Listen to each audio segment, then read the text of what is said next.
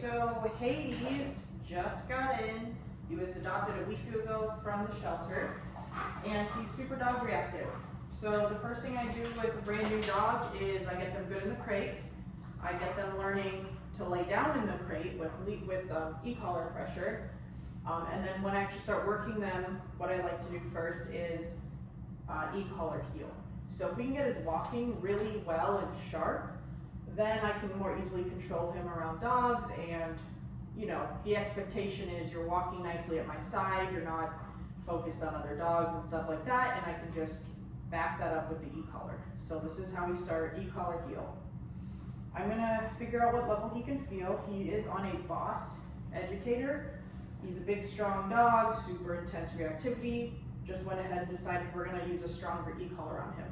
So, that's not always the case. A lot of big reactive dogs are actually very sensitive, but it doesn't hurt to have a stronger e-collar because you can always use the lower levels if you don't need the higher levels. I'm gonna start with 6, actually 5. Okay, so do you see that head turn? I like that response. We're probably need to go higher levels as he gets used to the stimulation. Sometimes they're like, oh, no big deal, I'm gonna tune it out. But right now we can start with 5.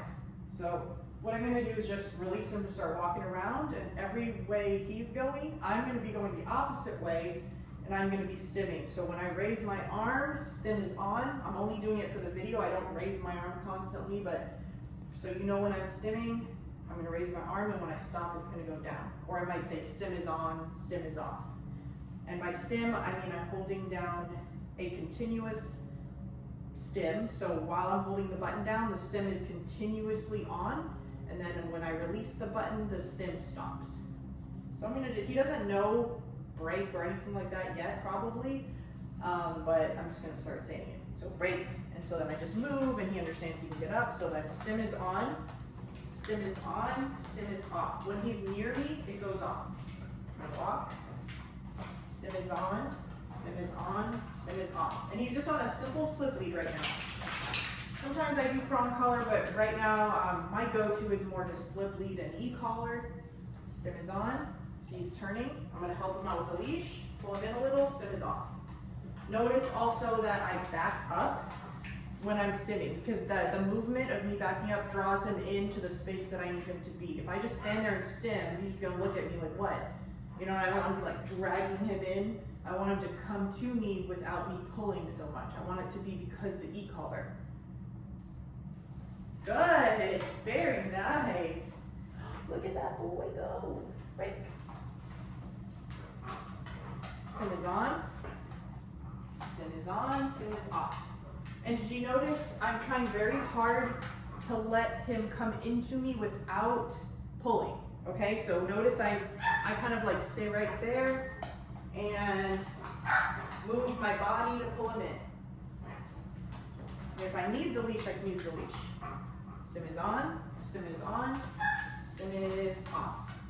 Good job, sweetie. He's even coming to me and sitting down. Break. Stim is on, stim is on, stim is off. Good. Break. Okay, stim is on, stim is off. And I'm starting to see him turn to me without like leash pressure more and more he's just turning. Break. Stim is on, stim is off. And I also backed up a little less that time. I wanted to see, is he starting to come to me even without my movement as a guide? Stim is on, stim is on, stim is off. Good. Okay. So now I'm going to start just changing directions and see if I get him to stay in this position. So if he were to pass me like that, stim is on, stim is off. He turned on his own there, no stim. So I'm kind of like waiting for him to pass me, and then when he does, I back up like this, stim is on, and get him back into position on my left side. Notice I kind of like went like that too with the leash to get him to the left side. Stim is on. So here's where he's tuning out the levels now because he's distracted and getting used to it. I'm gonna go up a couple. Stim is on. I'm giving him a chance because I think he kind of knows to turn to me, so I didn't back up or pull. So let's do that again.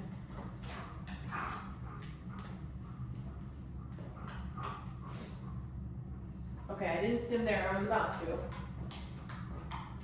Notice my arms are down, the leash is slack. I'm not doing this at all. In fact, I'm giving him almost the entire leash usually, because I want him to learn to follow me on his own and not because I'm holding him close and tight. Stim is on, stim is off.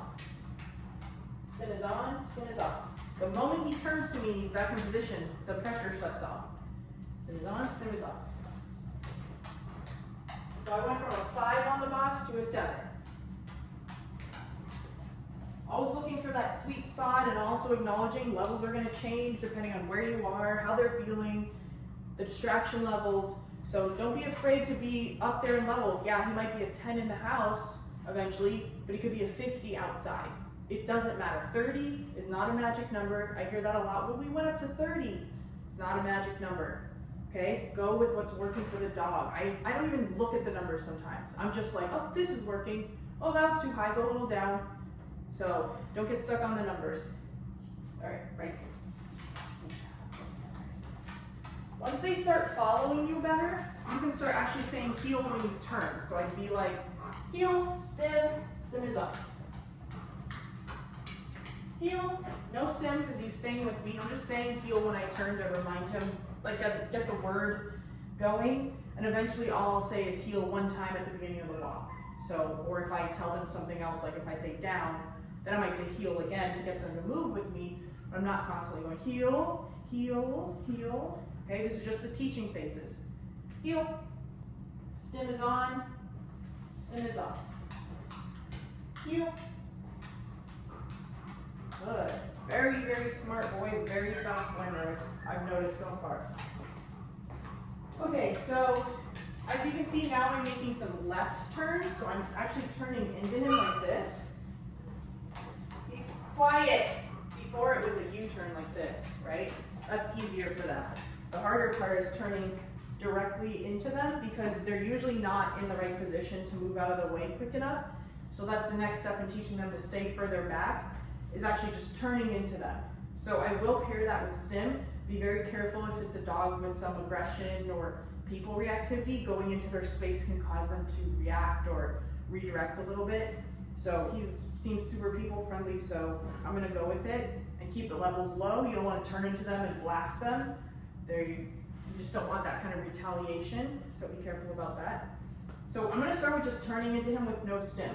So heel, kind of, I'm literally bumping him out of the way with my opposite leg. So watch again, heel, like that. Just to teach him to respect my space and back off a little. And then you can start pairing that with stim, like that. So a little bump and stim.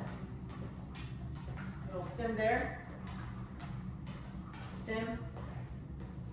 Use just a quick stim and release. Good. Going back to U-turns. Okay, I didn't stim there. He kind of turned with me, so I stopped. No stim. And go back to saying heel. Good. Heel. Good. I'm marking with good. I'm letting you know that that was correct. You can always pair good with a treat if you want.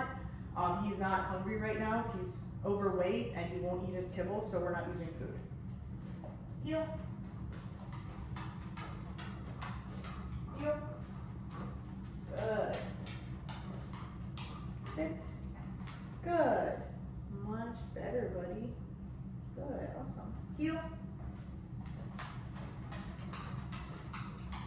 Stim, because he went way past me there. He's not paying attention. Good. No stim.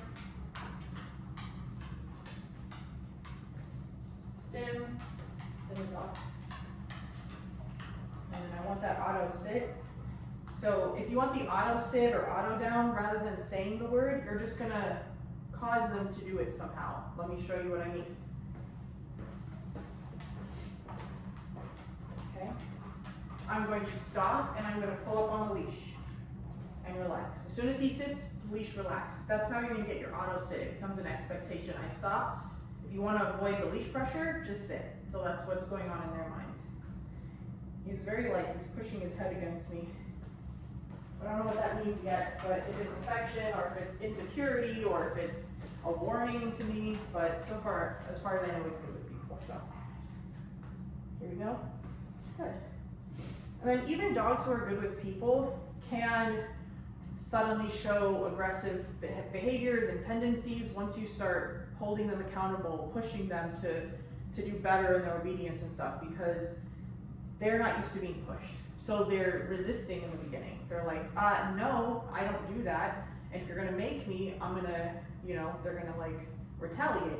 So don't be surprised if when you're doing this, your super sweet baby starts resisting. And it might not look pretty, but you need to hold them accountable anyway and get through it. And then they'll come out on the other side much better behaved. And more respectful of you. Heel.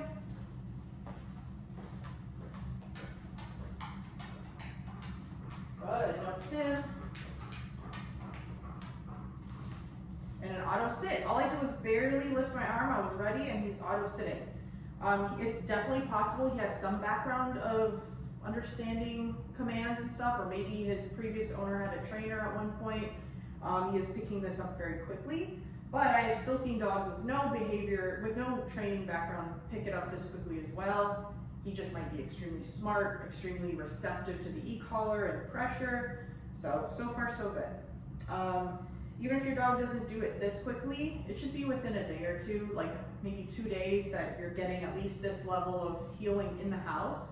And then, try it for 3 days, or, even after the first or second day. If they're doing really good, take it to the front of your house. Go up and down the sidewalk and just go back and forth and make sure they're healing well with low distractions. Okay, that's it for today. Or well, for right now anyways.